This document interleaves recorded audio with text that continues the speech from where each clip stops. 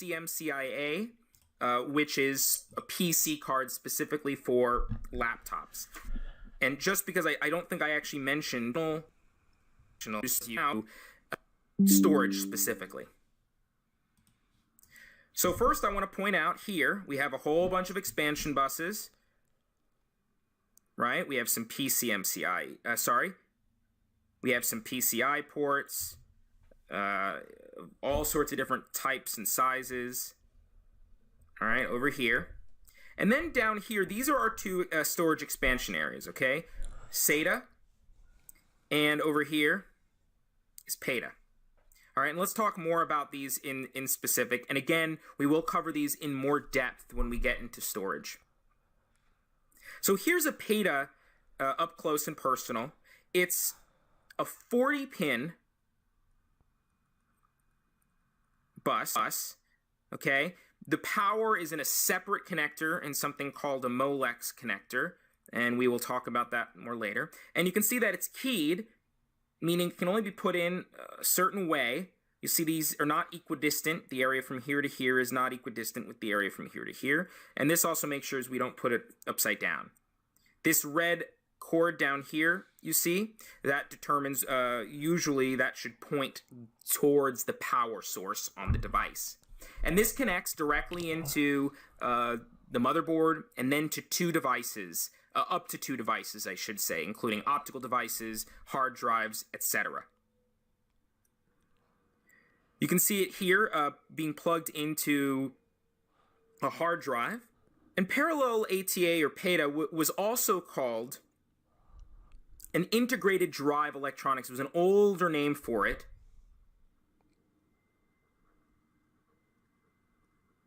PATA. All right, let me take some notes. And that's why sometimes you'll see it referred to as IDE, which is actually a misnomer. But a lot of people, you will see it called that. Of course, PATA, which is parallel AT attachment, right? And that tells you exactly how the data is being transferred, which is through parallel means. So there are, several different buses here. You can see different cords going up, right? And these are all working in parallel with one another. Now, this is in stark difference to the newer version, which is SATA. And again, just a closer look at the motherboard. PATAs. Right here, that's where you would plug in a PATA IDE cord onto the motherboard. SATAs. SATA is much different, right? You can see it's much smaller, much more compact, and actually it has its very own power connector, which is also called a SATA power connector. You can see how much less space this takes, and it's actually a good deal faster because of how it's created. It shares the same last three letters, which is AT attachment, with PATA, but the difference is this is serial. So instead of having data that is parallel, you have it in serial, okay? So the data is actually traveling quite differently over the device. And if we look here at the motherboard I showed you, first of all, here's our parallel, right, which is all the way over here. And then here are the serials. And one thing you'll notice is that you have a bunch more serials than you do parallel. And that's because each parallel could hold two devices on it. So you could have one hard drive and one optical drive.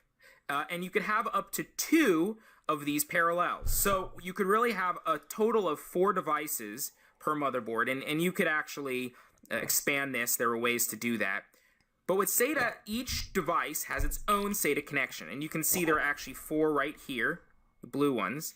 And these white ones just differentiate a specific type of SATA. It's a little faster. So this lets you know that you can plug these right in. So just to recap, we've now just talked about storage technology, including PATA and SATA. So let's go back. We talked about our expansion buses, the antiquated version of ISA, which we're not going to see much anymore, but which might pop up on the A+ test. PCI and some of the iterations of PCI, including PCI Extended and PCI Express. Mini PCI, which was made specifically for laptops. AGP, which has the graphics, the middle initial of that acronym makes clear, was specifically for graphics cards. AMR and CNR, which were riser boards specifically for modems and audio. And PCMCIA A, which was for PC cards and laptops. We also talked about storage technology, such as PATA or Parallel ATA, which was also sometimes called IDE, and you might see that, and SATA or Serial ATA. So now that we've talked about expansion buses, let's continue on and take a look at some of the ports that we're going to see on the computer on the outside of it. So we've just talked about how to add internal ports or internal storage. So now let's look at those external ones.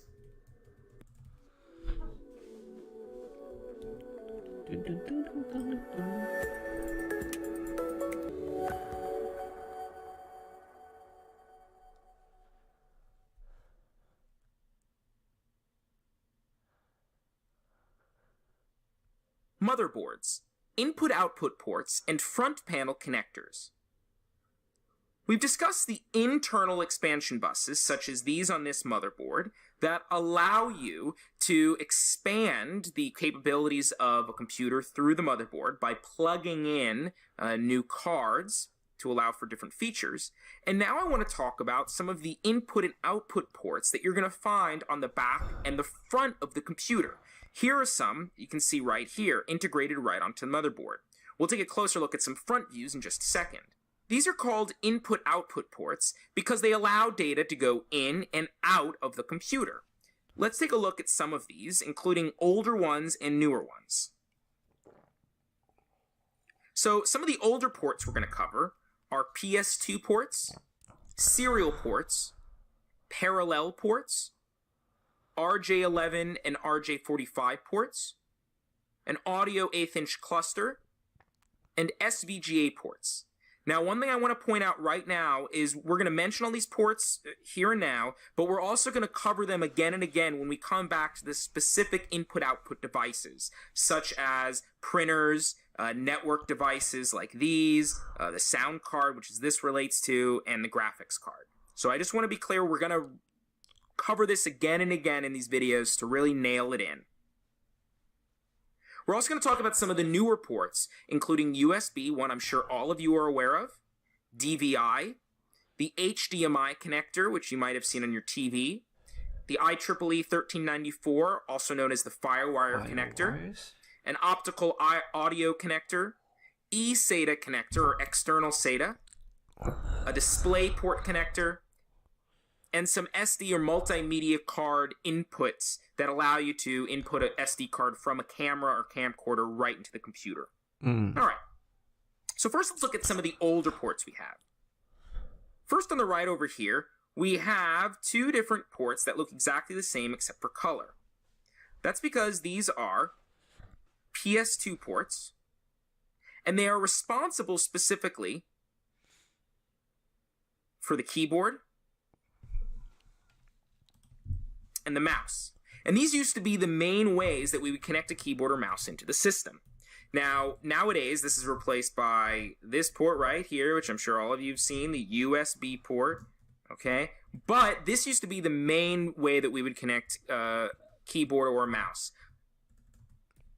The mouse was a green, and the keyboard was purple, which is just something good to remember. So I'm just going to point that right here. Keyboard was the purple, and the green was the mouse. And the one downside to PS2 was that it wasn't hot swappable, meaning if you somehow pulled your keyboard cord out while you're using your computer, you actually had to restart the computer with the cord plugged back in before it would work again, unlike USB where you can just plug it right back in. Up here we have a connector that some of you might be familiar with. It's called an RJ45 connector. And the RJ45 connector is specifically for Ethernet networks, usually connecting to what's called a CAT Category 5 or Category 6 cable, and we will talk more about that when we get into networking. It looks very similar to your old phone cord as well, and that's because it actually uses a very similar connector. The phone cord is the RJ11 port, and the phone cord was also used for modems. So I point this out, although we only have one of them here, right? They both look very similar. The difference is RJ11 is just a little skinnier, and you'd probably you'd recognize it if you saw it. You recognize the difference. Of course, we usually don't see these RJ11 ports built onto a motherboard anymore, just because most people have broadband internet. Here we have a port that many of you probably haven't seen, and it's actually connected to this port right here. They're similar. These are serial ports, and like their name implies, they send data serially over the cords. Now we have two different types. One is a 9-pin serial, and the other is a 15-pin serial. And they had different purposes. Mostly serial ports were used for connecting external devices, such as external modems back in the day, which we don't really do anymore. On the A+ exam, you might see them as gaming ports. So it's good to recognize them as that. In other words, that's what you would plug up a joystick to. So if you see someone talking about an old gaming port on the A+ exam, this is what they're referring to. I want to point out two things about these ports. One is the shape. So the shape you see, and you see it over and over again on a lot of these ports, it's called a D-shaped connector or a DB connector. All right, so this would actually be a DB9, and this one right here would be a DB15. You also notice that some of these, this one has pins sticking out, and this one has sort of holes. That's because this is called a male connector, and this one right here is a female connector, for reasons I'm sure that you can figure out without me having to explain it to you. The only other benefit to serial ports is sometimes you need them if you're going to connect to higher-end network devices such as routers. But unless you're doing Cisco routing and stuff, you probably don't need these cords. And sometimes now you don't even need the serial ports anymore, depending on how new the router is. Above these, right here, you have another port. This is a DB25. If you count those pins, there are 25 of them. They're in 2 rows, and this is actually a parallel port. It's parallel, unlike the serial port, because data is sent in parallel, and this was usually used for printers. You might see this on the exam or on your computer called an LPT port as well. So if you see LPT, that's usually parallel port, all right? And these were, again, used mostly for printers, although there were other uses for them. The main one was printer ports. And again, this was mostly, like with most of these ports, replaced by these USB ports. Over here we have an SVGA port.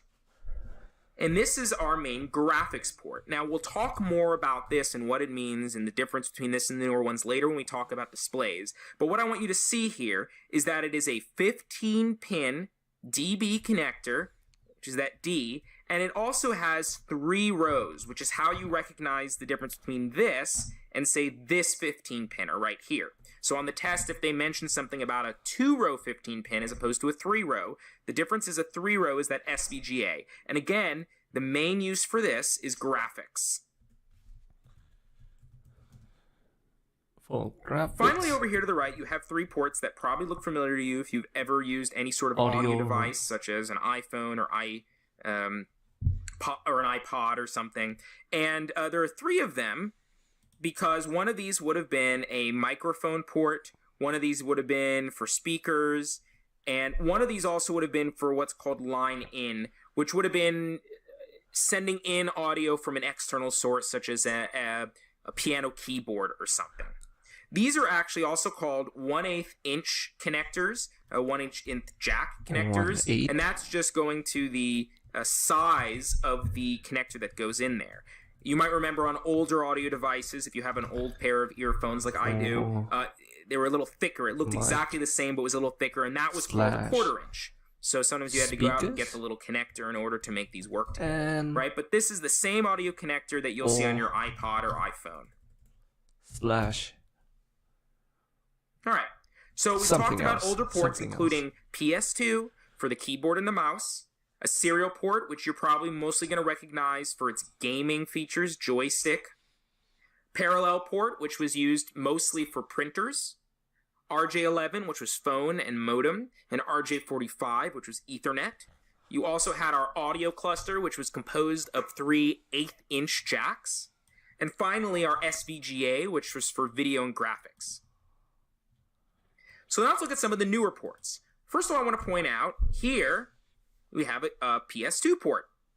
So that's the first thing to notice. You have this great PS2 port that you, if you had an old, for some reason, mouse or keyboard you wanted to plug up that didn't work with your USBs, which are right here, and you can do that.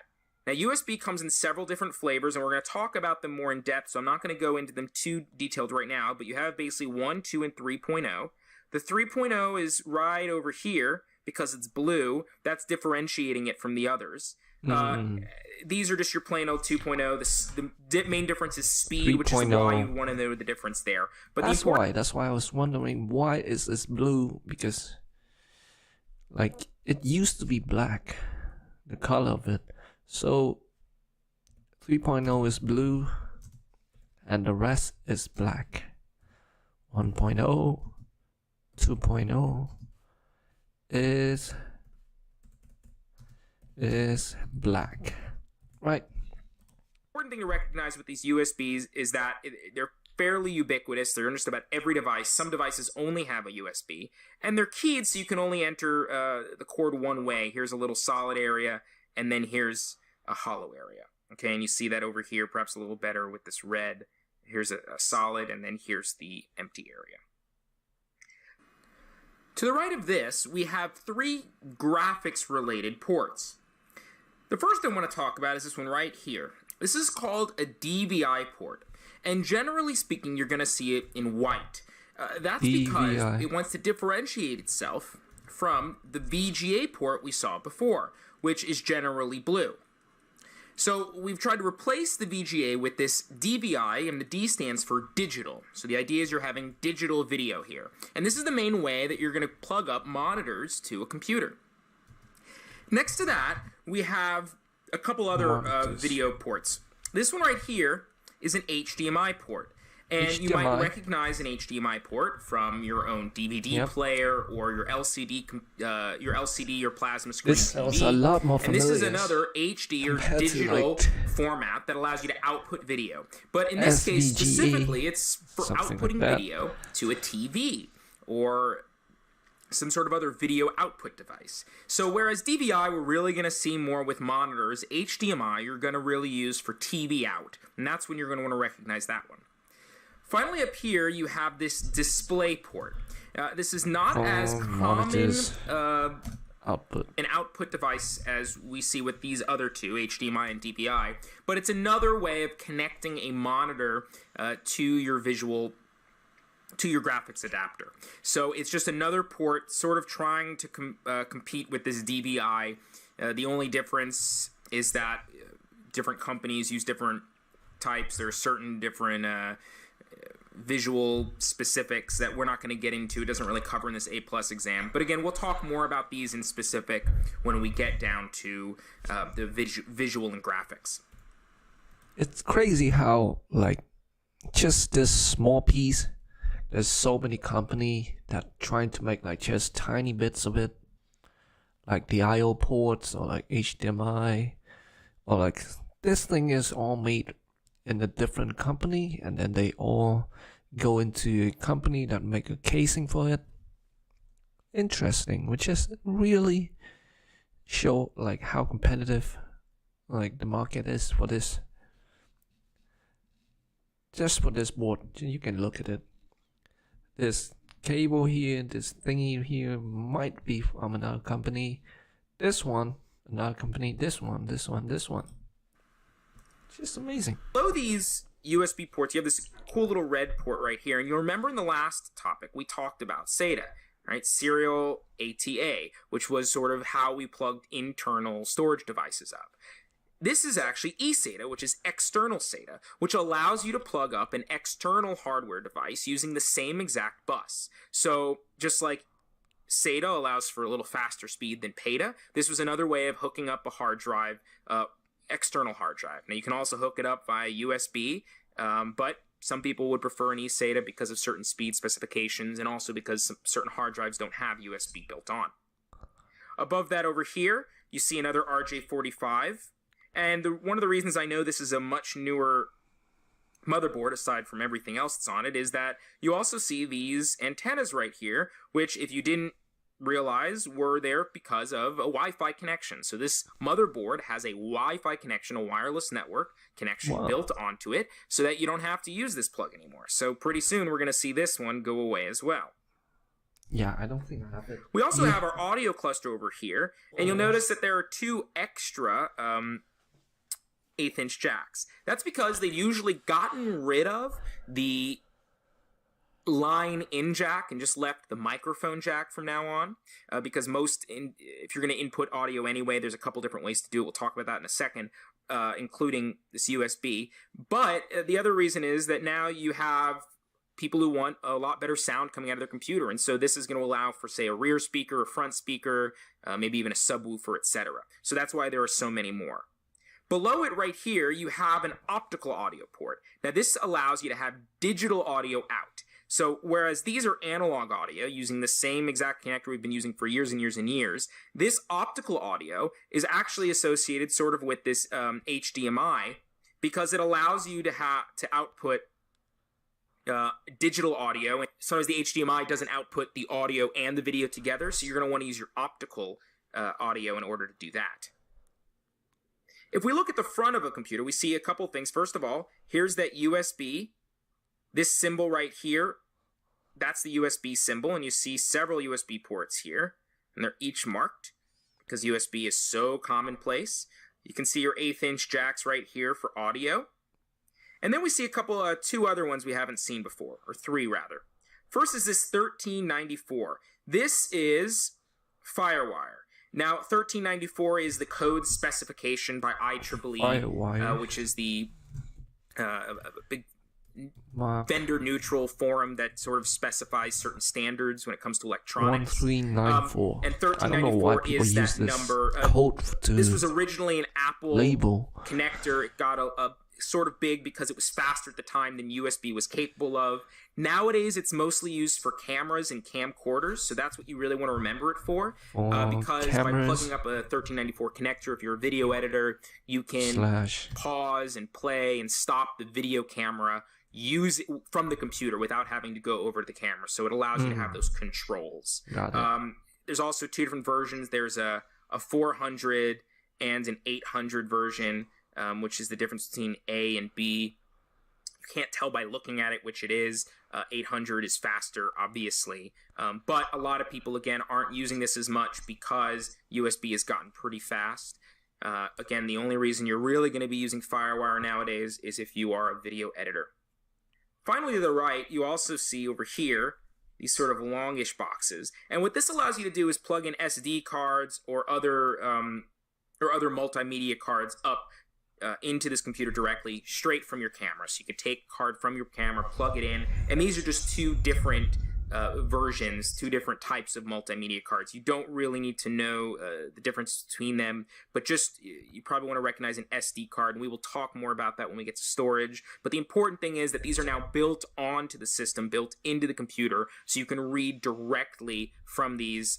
They've gotten so many people use them nowadays and use digital cameras. We can also see here another chassis, the front. Here we have a USB port. You'll also notice in the front of every computer, right, there are power switches. And if you notice right back here, and let me clear this, right back here you'll see some cords. And those cords actually associate with these two switches and would plug into the motherboard. So when you flip the switch, it turns on the system. This little symbol right here designates power. And this one with this arrow sort of in a circle, that's designating a reset, a soft reset. You also have several lights that are on the chassis, right? And these tell you whether there's power to the system, like this one, and then whether there's drive activity, whether the computer is rebooting, whether it's thinking, if the hard drive is thinking. So these can tell you several different things depending on the chassis. But it's important to know that there are these lights on the front of the system, on the front of the chassis, because those will come up. Let's explore your future with Udemy. So now that we've talked about these newer ports, including USB, DVI, HDMI connector, which is that for connecting your computer up to a external TV, say, FireWire for cameras, optical audio, eSATA or external SATA, DisplayPort, which is another way of displaying onto a monitor, and SD or multimedia cords. So just to go back over all of these, we talked about all these older ports, including PS2, right, which is for the keyboard and the mouse. We talked about these serial ports, which is mostly joystick and gaming on older systems. Parallel port, which is for printers. RJ11, which was for modems. RJ45, which is for your Ethernet or network. Our audio 1/8 inch jacks. And SVGA, which was for graphics. Right, we got all now, of it. Now, a lot of these have been replaced by... PS2 is going to be for keyboard, for mouse. Most of this already got replaced. RJ45, Ethernet, gaming, printers, right, that's good. USB, which is very ubiquitous, comes in 3 different flavors. DVI, mostly replaced SVGA, and the D, by the way, stands for digital. We'll talk more about that when we get into displays. We have an HDMI connector, also a digital connector, specifically, though, instead of just for monitors, generally for TV output. The IEEE 1394A or B, depending on the speed, and that's FireWire, which is usually for cameras because it controls them. Your optical audio, which is a step up from these 1/8 inch, still not too widely used because most people don't need that level of audio quality. eSATA, which is for connecting external hard drives. A DisplayPort, which is sort of a competitor to DVI, just a different version, not really a competitor, more just a different way of displaying another port. And then SD and multimedia card ports to allow you to plug up directly your SD and multimedia cards. So now that we've discussed all of these different ports on the outside and on the expansion buses on the inside, I want to talk specifically about motherboard form factors and the power, which is how big they are, how large they are, which is determined by the sort of devices they're using.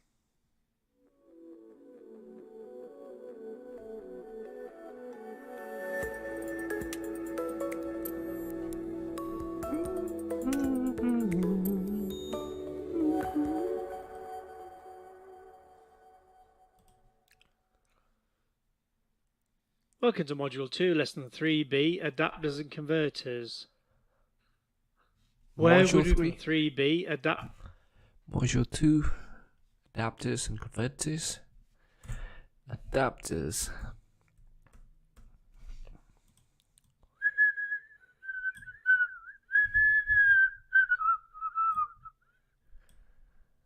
Adapters and converters.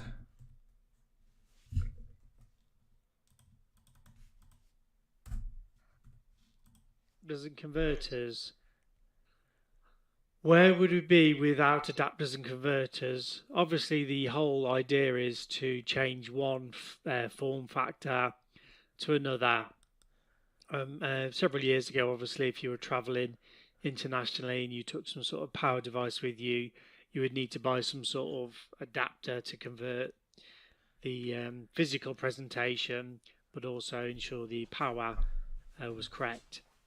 Now we've got a whole bunch of different electronic devices that require different video inputs, audio inputs. We can connect laptops to projectors and TVs, and this presents a lot of problems with interoperability and compatibility between different pinouts for power and signals and stuff.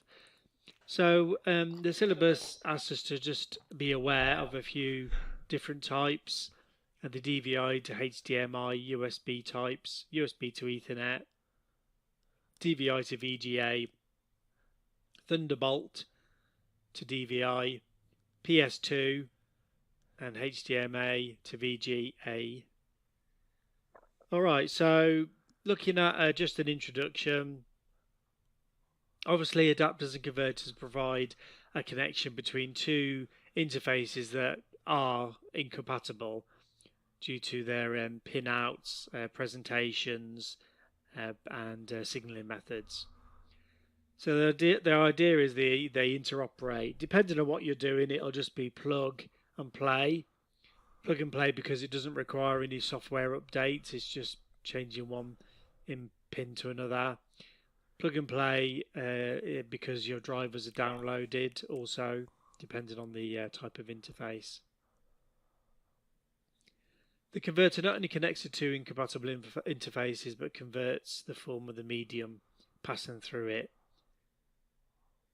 Alright, so we're looking at DVI to HDMI first, and there's some illustrations on the right here, the DVI actual interface, and above the adapter cable that changes one presentation to another. Now you can go into all the technical documentation if you wish. It's not really something I'm particularly interested in, what each particular pin does as it swaps along the cable, how it changes the power types and the signal types. But Right, so this cable, I'm assuming is really, really old. I don't think I see this cable anymore. Wait. Yeah, I do. When I got like an external monitors, I think this is the cable that connect my laptop into that external monitors. Right, supposed to be blue. This one is black. Digital visual, DVI to HDMI. not really interested, certainly for the A+ exam. The DVI, digital visual interface, to the HDMI, high definition multimedia interface. Bidirectional adapters allow you to do this. Connect a computer with a DVI port to a new monitor, a HD TV or a projector with a HDMI port. Saves you having to buy the new projectors or new monitors or computers. Connect a monitor with a DVI port to a computer, a Blu-ray player, TV box or a game console with a HDMI port. So you should be able to buy the cables fairly inexpensively. Now you do have a problem. I don't think they expect you to know the different DVI types, and DVI-As, DVI-Is, I think. There's about 4 or 5 different types. But standard DVI doesn't support audio when connecting to a HDMI port. So there's a whole bunch of troubleshooting tickets and forums with people bewildered as to why their audio isn't working when they use the adapter. And the reason is it doesn't support the audio. So you have to connect. Normally you've got an audio cable or some sort of audio interface. So DVI doesn't support audio when connecting to an HDMI cable. HDMI port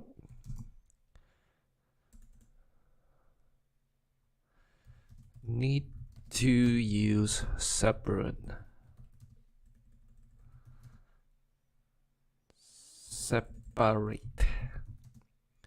cables for audio.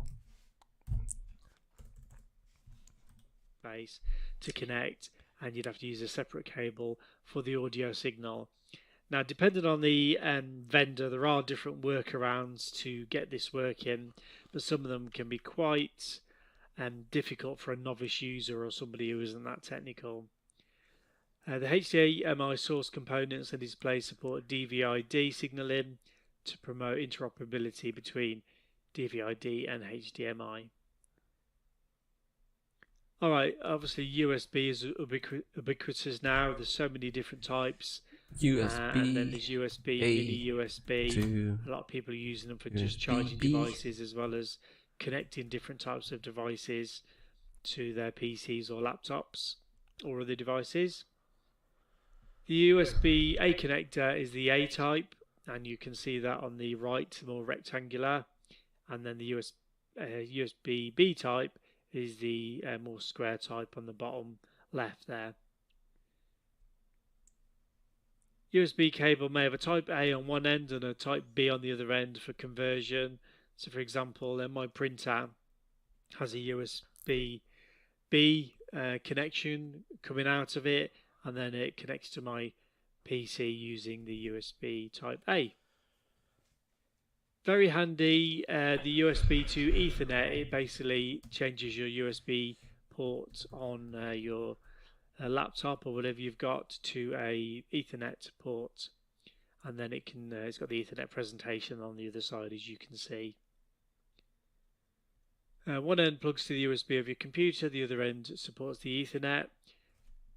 Yeah, and I've already said it's basically handy. It turns your some places have wireless disabled for security reasons, or you go to a hotel and the only presentation they give you is a USB cable going into a hub somewhere. So this is the workaround. DVI to VGA, you can see here DVI cable is the top part and the VGA in the bottom. Converts the DVI output from your computer to analog VGA for CRT monitors. DVI is digital and VGA is analog. The digital signal has to be converted to analog, which happens inside the housing there. Alright, a Thunderbolt to DVI. I'm not a Mac user actually, but the Thunderbolt technology provides a port that carries both display and PCI Express data. The adapter cable allows you to connect the Apple Thunderbolt port to a DVI display device, and this makes it compatible with the mini display port. I don't see much of these anymore. They were fairly popular. I've probably got one in my big box of adapters, cables and cards. The PS2 to USB lets you convert the PS2 keyboard and mouse port on your computer to a USB port. You can see the mouse here, the USB mouse, has got the adapter on the end there, so you can connect it to a PS2. I think most PCs still come with a PS2 port if you wanted to use it. Laptops, because of space, seems to be happening a lot less now. HDMI to VGA. This convert is an active device that allows you to convert your digital HDMI signal to the analog VGA signal. Converter may also have a 3.5-inch audio port for sending the audio from the converter to a device. Just depends on what you need really and what you've bought. It's useful if you want to connect your laptop to an older projector or monitor. It's an active device because active processing is required, which is inside the housing there, to convert Well, the the first high definition instructor content is a for an lot analog more display. talking Again, you can look up all the much documentation more if you're really interested in all the signals and stuff like that. enthusiastic Converter bus is sounds powered from compared the HDMI to port. It this doesn't require a power instructor. source. Well, most of these adapters Well, don't actually We require a have to power get source. through this. So we've looked at the introduction, DVI to HDMI, USB A to B, USB to Ethernet, DVI to VGA, Thunderbolt, to PS2. most of this cable, I don't really see it anymore. Thunderbolt to DVI, never seen that. PS2, never seen that too. To USB.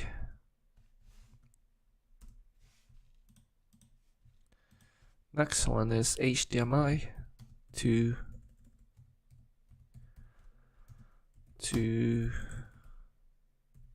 VGA. HDMI to VGA. That's all for now.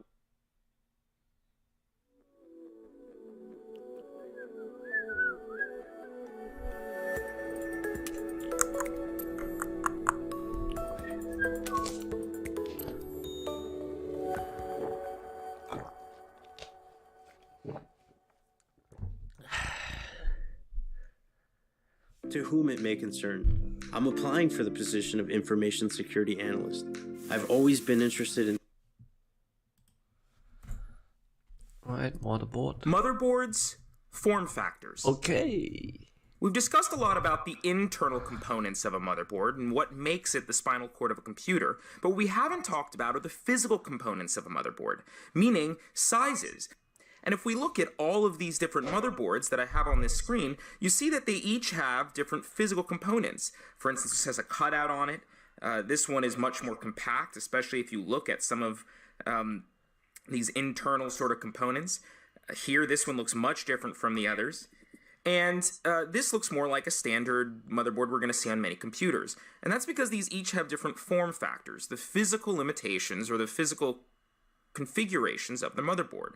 And so what I want to cover are some of the most popular form factors that you're going to find on the A+ exam and that are out there in general.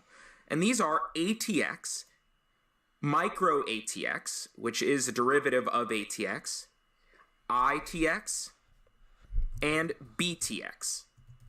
Finally, I want to just quickly discuss the main power connector you're going to see for an ATX motherboard, since it will come up on the exam. And we'll cover that again in more depth when we get to power supplies and power connectors. So first, I want to take an overview of all these different motherboards, and we'll come back to this table. But what I've done here is just giving you a quick overview of the physical dimensions of each of these form factors here, and also some of the identifying characteristics, what makes these form factors stand out if you were just to look at them. Right and in the characteristic and what it's used for instead of the width and size, because you cannot measure the board when you're doing the test. So I'm assuming RAM slot expansion are perpendicular. RAM slot are perpendicular to each other. And then what it's used for is going to be later on smaller but backward compatible, smaller than ATX.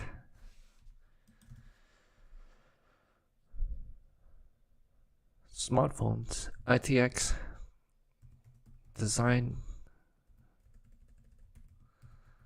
for smartphones. BTX, RAM slot expansion to a parallels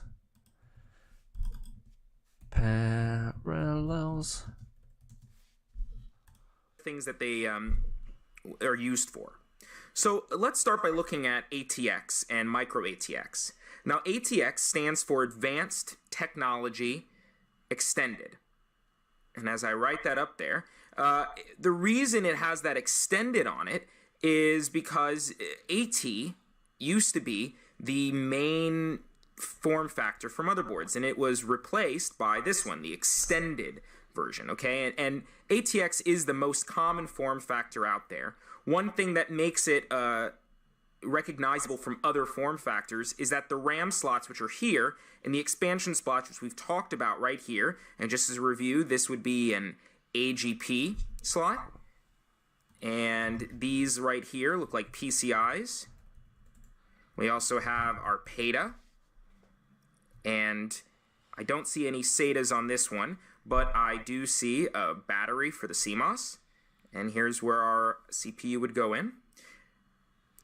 Here's some more PATAs right here. So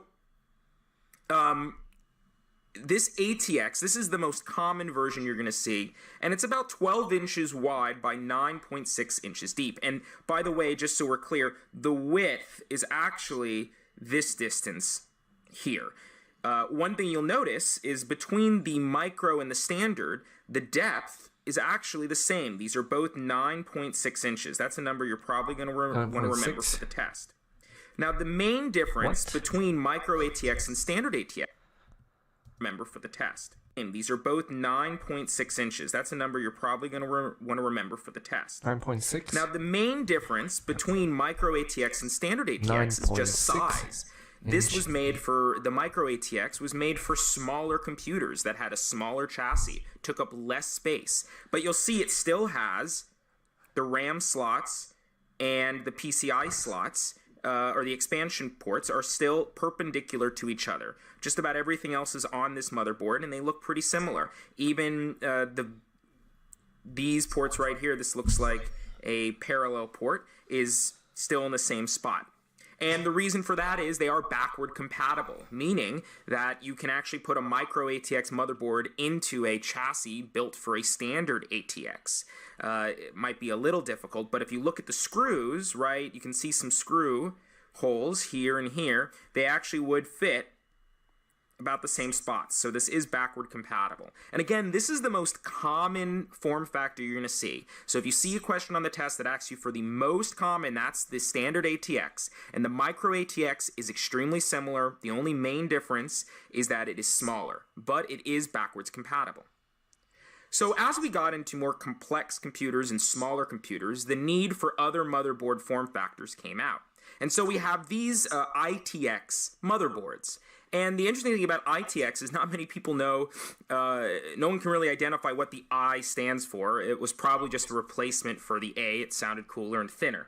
But one thing that the ITX motherboards were designed for are some higher power motherboards that could work in smaller spaces. So the mini ITX, this one right here, is mostly designed for HT PCs. And if you don't know what that is, that's HT stands for home theater. So these were mostly for computers you're going to plug up to your TV. And the reason that these were designed is because not only are they smaller, but they actually keep a little quieter, and that's because they use passive cooling, which we'll talk about when we get into cooling. And passive cooling is using heat sinks and things like this that don't have fans. There's no active cooling going on, and so they're a lot quieter. They also conserve a lot more power, which is important when we're talking about connecting it to your computer, to your television. We also have these nano ITX motherboards, and these are even smaller than the mini ITX motherboards. Mini ITX motherboards, by the way, these holes do line up with ATX motherboards, so they are backwards compatible with ATX.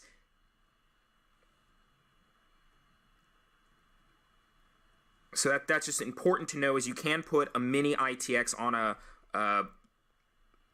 micro ATX or an ATX motherboard. The nano ITX also has a low power consumption, but it's smaller because it's used for computers that many of you probably aren't going to build, but for more like set-top boxes like DVRs. And it's also used for video recorders, automotive PCs that you're going to find in a car. So they're much smaller, require a lot less power. Nano ITX for built for cars. Power to a certain extent, but the needs of the motherboard are still met. Finally, you're going to see a Pico ITX, and Pico have very powerful processors, a lot of RAM. They actually require active cooling, so they do require fans and such because they're so small, and they're used in very, very small PCs, sometimes things that are called ultra-mobile PCs. So these are just important to sort of understand. The ITX was a replacement for ATX. It's seen in a lot of other non-standard computers that you're probably not going to build. If you're building a computer, you're probably looking at an ATX. You might be looking at an ITX over here. In this case, you can see that the RAM slot is perpendicular to the expansion slot, but there are a lot fewer of them, right? And that's because it's much smaller. One that's not mentioned on this is actually what's called a mobile ITX. You're probably not going to see that on the exam. I just want to mention it, and that's been more for sort of smartphones, mobile sort of healthcare devices, etc. It's just important to sort of point those out. And you can see how they can get smaller and smaller depending on the needs. Finally, we have BTX, which is Balanced Technology Extended. So the only difference here is this letter right here. And these are for processors that require a lot more heat, release a lot more require a lot more power, release a lot more heat, and you can see that they're actually designed to kind of reconfigure the way things are. You see that here the expansion ports are all the way on one side, the RAM is on another side, and the CPU in this case is actually put at a certain angle. And this just allows it, these are really made for servers, high power servers that really require a lot more power and have a lot more heat going off. You're really going to see these in servers. You might be building a computer based on this form factor if you're building a server, but most of the time we're probably going to buy a server. All right, so just going back to this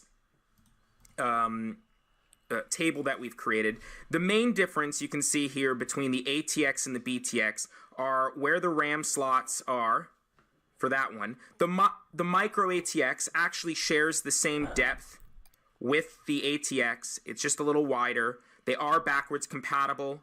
These ITX do have several different iterations, and they're designed for home theater PCs, smartphones, things that are smaller, require less noise.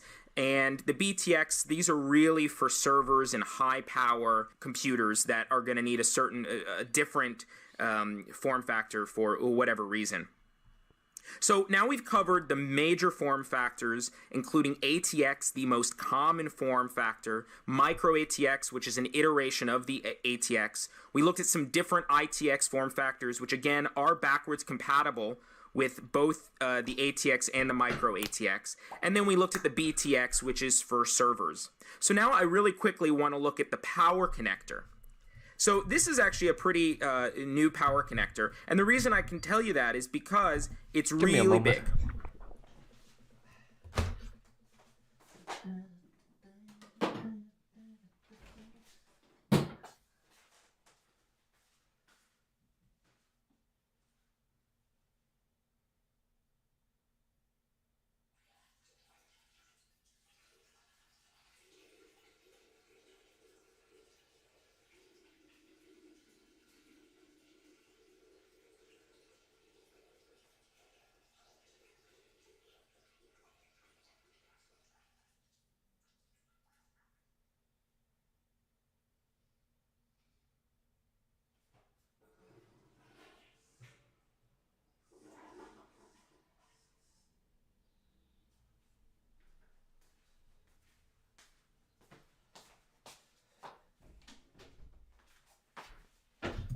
And usually when you used to see power connectors, they used to actually be divided about down the middle.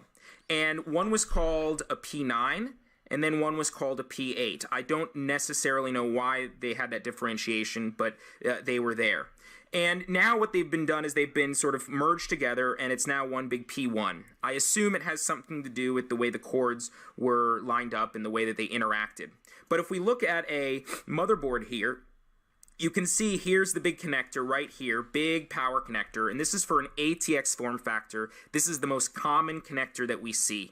And if we look at Pass IT certification exams with exam topics, offering real exam questions and answers for a pin sort of diagram that differentiates all the 24 pins in the different colors. You don't need to memorize this whole thing, but you do need to notice that there are 3 voltages that stand out: 12 volts, 5 volts, and 3.3 volts. You might want to recognize that orange, generally speaking, is going to go along with the 3.3 volts. Red, generally speaking, is going to go with 5. And yellow, generally speaking, is going to go with 12. You might get a question on the test that asks you one of those.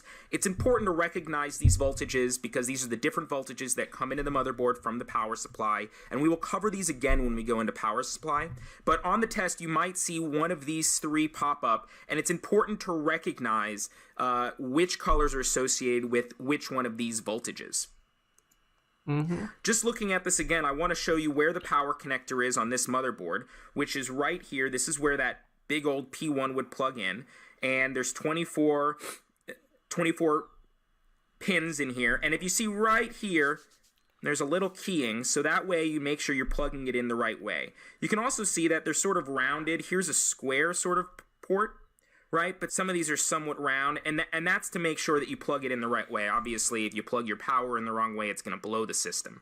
All right, so We've just covered the power connector, that P1, or it used to be a P8, P9 power connector, and we will cover that more in depth when we get to power supplies. So really quickly, we talked about the main form factors, including ATX, which is our most popular. This is it. This is the most popular form factor you're going to see. Micro ATX, which is backwards compatible with the ATX, but it's just smaller. That's the only difference here, is this one is a good deal smaller. Okay. We also looked at the ITX, which is also backwards compatible with these. BTX, which is mostly for servers. And then we looked at the power connector, and what we talked about was it used to be differentiated into a P8 or P9 power connector, but now it's usually just one big P1 power connector. So now that we've talked about the physical designation of these motherboards, the internal, I want to go into some software that's built onto the motherboard called the BIOS. And this is really important when we get into starting up the computer. BOS.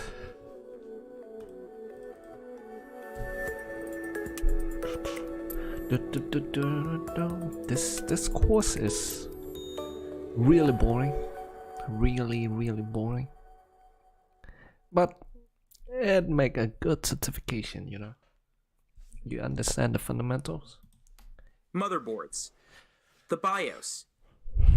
We've talked about motherboards from a hardware context, including the buses and chipsets that make them what they are, the form factors that make them fit into certain chassis and identify the physical characteristics. We've also talked about these expansion ports on the side for input-output ports, and also these expansion ports internally and storage technology. But now what I want to talk about is this thing called the BIOS, which is software that tells the computer what to do the minute power reaches the motherboard for the first time. So we're going to talk about this thing called the BIOS, and we're also going to talk about the CMOS, which holds the information for the BIOS, the actual chip, the CMOS battery, and we'll explain the difference there in a minute, POST, or the power on self-test, that tests the hardware components through the BIOS.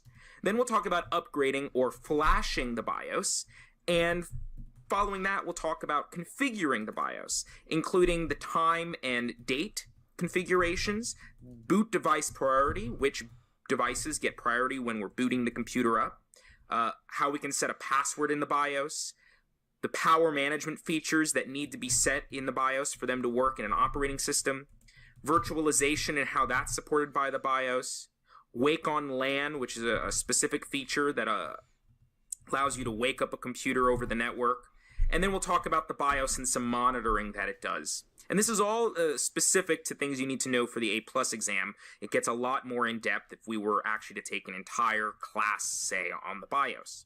So let's start with the BIOS in general. The BIOS stands for Basic Input-Output System. And it is the instinct of the computer. It's what makes the baby chicken peck through the egg. It tells the computer what to do the minute power reaches the system. It is the first thing that runs when you boot the PC. And it identifies, tests, and initializes system components. So then once you get into your operating system, the operating system can access these components. It basically acts as sort of a conduit between the software you're going to use and the hardware that's on the motherboard. Some of the hardware that it's going to test and initialize is the RAM, or the memory, the random access memory. That's our short-term memory, if you recall our analogy. The storage, that's our long-term memory, which could include internal or external storage, such as USB drives or hard drives. Optical drives like CD and DVD drives. And then the CPU, the central processing unit, or the processor, which is what we're going to talk about in the next video section. To whom it may concern, I'm applying for the position of Information Security Analyst. I've always been interested in helping people solve problems, and I recently completed a Google Career Certificate in IT Support. Here's a picture of the BIOS. If you were to go into it, and you see here some of the things that it is looking for. So it tells us the memory that's in the system. It also looks at the CPU type and speed. Here's the version of the BIOS in case we needed to upgrade it. It tells us if there's a hard drive, CD-ROM drive installed. This computer has a floppy disk, and so it tells us about that too. And finally, you can see here the date and time. So you can see all this information is in the BIOS. And right up here, I just want to point out, this says Phoenix BIOS. That is the manufacturer of this BIOS. There are many, many different types of manufacturers. And although the specifics of how the BIOS is going to look changes from computer to computer, the basics are the same. Here's another version of the BIOS, another Phoenix version actually. And you can see here some boot order stuff that we will talk about a little bit later. So the BIOS is the software, it's that basic input-output system. The CMOS is the chip that holds the BIOS. It stands for complementary metal oxide semiconductor. Complementary because it's complementary to the motherboard and to the BIOS.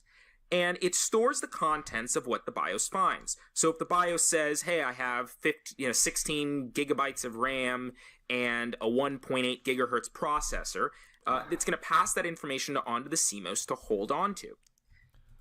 So, for instance, you get the type and speed of the CPU, drive capacities, date and time are some of the things that it stores.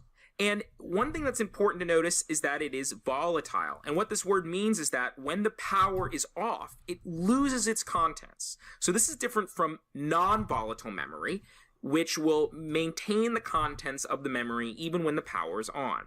So because this is volatile, all this information, every time the computer gets turned off, would disappear. But some of this information, like date and time, for instance, we want to maintain even when the computer is turned off. That's why we have to use a CMOS battery. There's a lithium-ion battery right here on the computer, and it looks like a watch battery. Now, I've zoomed in a lot so you can see this. But this battery is necessary for maintaining all this data that the BIOS finds and allowing it to stay on the CMOS even when we turn off the computer. We'll come back to the importance of this battery a little bit later. So the post is related to the BIOS in that it is the power on self-test. So it is the testing function of the BIOS. It is the first step in the boot process of the BIOS. So when the BIOS initializes, the first thing it does is run this power on self-test, which tests all of the components. And then it passes errors onto the BIOS and then onto the user. And it does this through either using code numbers or audio beeps. Now, I've capitalized audio beeps here because this is really important. Let's say that the display goes out. Your monitor is not working because of some error that the post found. It now cannot notify you via a code number on the screen. Instead, it's going to give you audio beeps that you can then find a decoder for and figure out what the problem is. Now, one thing that's important to know about these audio beeps is that they differ from vendor to vendor. There's no sort of general speaking 3 beeps equals that or 2 short beeps equals that.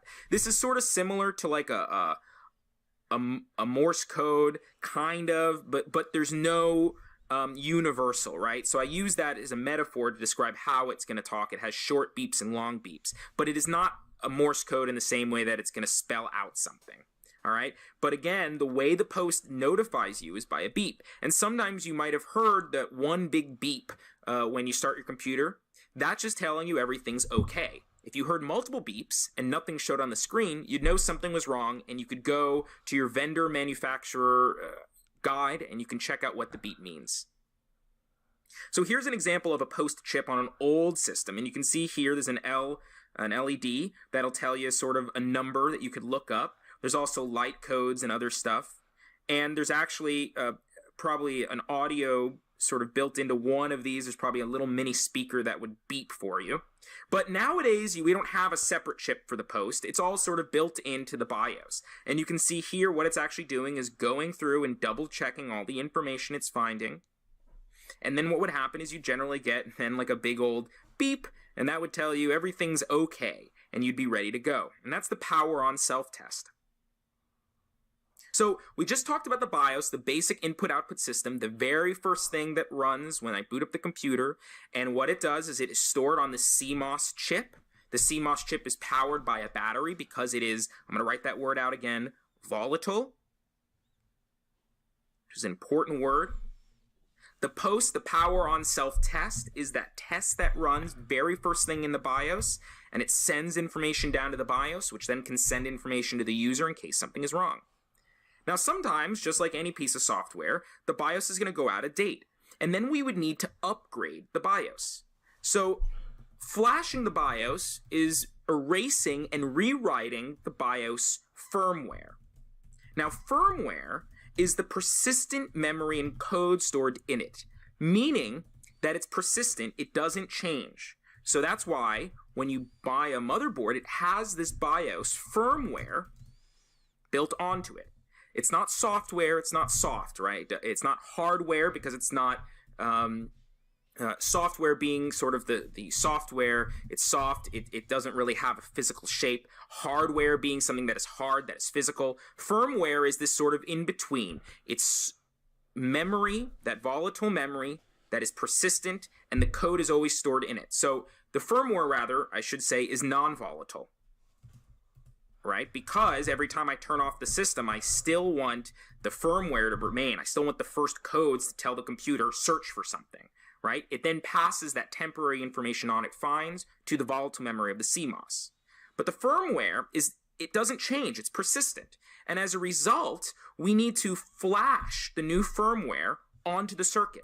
Meaning when I upgrade it, I'm not just installing or overwriting something. I'm literally erasing the instinct the computer has when it starts and replacing it with a brand new instinct.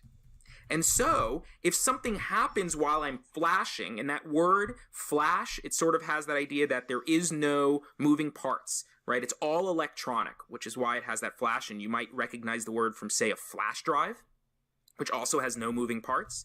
But when you flash new data onto persistent memory, you're erasing the old instinct, replacing it with the new one. If something happens during the process, then like you lose power, then you've basically done what we call bricking the system. Meaning you've just turned your very expensive computer into a big old brick that is now no good for anything. Anyone who's been in the industry for a while has at some point lost power while flashing, and you have bricked a very expensive piece of equipment. So this basically renders your equipment unusable. So it's very important that you only flash the BIOS if absolutely necessary. For instance, if you have a new feature that you need on your motherboard that can only be enabled through the firmware software upgrade. So here's an example of a screen that while a firmware update is going on, while the flash is going on, and it asks you, do you want to update the adapter firmware? You say yes. It then identifies it, erases the original firmware, and then updates the new one. So where you get this is the internet. You go on the internet and you search for the new firmware. You then download it onto a bootable device. Bootable device meaning that the computer can boot off of it. So what would happen is you turn on the computer runs that BIOS self-test, it then finds, say, a USB drive that is bootable. It recognizes the new software on there that's going to upgrade, and then it goes through this upgrade right here. Once you've upgraded it, you restart, and you're good to go. I told them, hey mom, I spent 8 years on this degree, but I hate it, and I really want to change jobs. I'm sorry, I know this sounds crazy. I ended up going with Practicum. Here's another version of the BIOS, a flash BIOS ROM utility. So ROM being that non-volatile memory, that firmware that we're going to upgrade. It's another word for it. We'll talk about that when we get into memory. And this is just sort of designating where the firmware is going to go. And finally, here's another one, and you can see it. This is actually running off of a floppy disk. So this is an older firmware upgrade, and you can sort of see it upgrading with the blue and the white as we're going. So now we've talked about upgrading or flashing the BIOS, and that's, by the way, flashing a BIOS, it's not just going to happen on a motherboard, but on any device that has power going to it for the first time, such as a printer. Your phone has BIOS on it because it is a mini computer. Routers have BIOS on them, firmware on them that need to sort of run. So now let's talk about some of the configurations we set in the BIOS. So when we start up the computer, you generally see something like this, which will tell you you can press a certain button. Sometimes it's delete or F2, and that'll enter the setup. And the setup is sort of the area where you can configure the BIOS. Now, one of the settings that you can set is the time and date. Now, generally, the first time we set this, we set it, and then we like it to sort of stay the way it is. But don't forget that we're using non-volatile, but don't forget we're using volatile memory, meaning that when the power goes off, so does the date and time. So this is kept current by the battery. So one thing you'll see on the test, if the battery dies, the date and time will constantly reset, which makes sense, right? Because now there's no power to maintain that CMOS chip. So this is important. If the battery dies, the date and time will reset. So if you get a question asking you, why is the date and time constantly resetting? It's probably because the battery is dead. We also can set the boot device priority, and this tells the BIOS which device to boot from first. So for instance, we were just talking about flashing the BIOS, and we mentioned that you might want to boot off of a USB drive. Well, you tell the BIOS what devices to look for in what order. So for instance, here is an example of some boot device settings, and you can see right here, it's giving us an order for the boot device. So the first thing it's going to do is it's going to look at the floppy drive. In this case, this computer has a floppy. Most computers don't nowadays, which is why they're no longer covered on the A+ exam. But it used to be you could boot off a floppy drive, and that's how you would get into the system if you needed to do diagnostics. If it didn't recognize a floppy disk, then you'd probably go over to a hard drive. Now in this case, look at the CD drive as the third item it's going to boot from. So if you're trying to boot off of a CD or DVD, for instance, let's say to upgrade Windows, and you put that CD drive in, or you put that CD in your CD drive and you boot up the computer, it's still going to go straight to your Windows because it's looking at the hard drive before the CD drive. So what you'd want to do is actually move this device up here to second.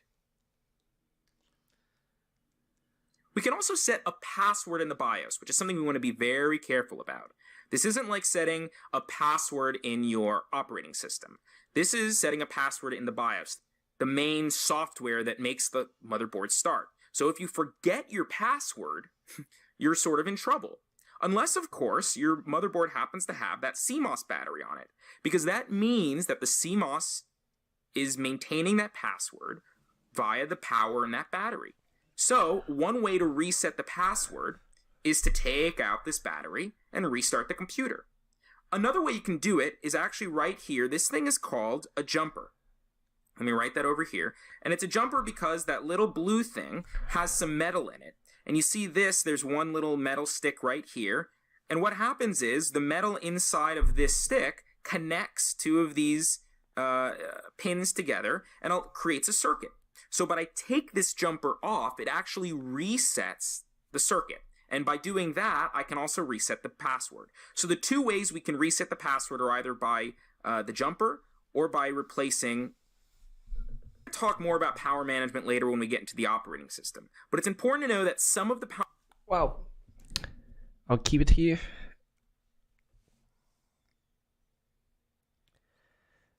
And we're going to do it tonight.